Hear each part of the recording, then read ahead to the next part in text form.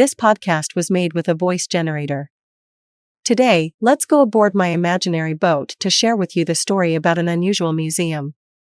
We are a few steps from the Museum of Fine Arts, and this magnificent museum, which rises in front of us, endowed with a unique collection in the world, is located here within this Gothic church, which dates from the 15th century, the church Saint Laurent. So you have recognized the Secq-des-Tournelles Museum. The Musée du Secq-des-Tournelles is a museum of ironwork, founded in 1920, which contains a collection of ironwork bequeathed by Henri Le Secq-des-Tournelles, 1854 to 1925, and which had been started in 1862 by his father Henri Le Secq.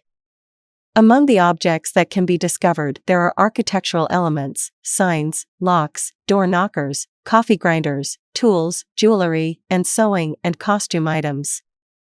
For information, the old church had housed within its walls from 1911 to 1920 the Norman Art Museum, which already included part of the Le Secq-des-Tournelles collection.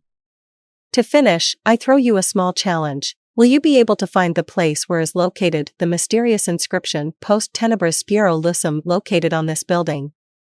This inscription means, after darkness, I hope for light, taken from the Book of Job.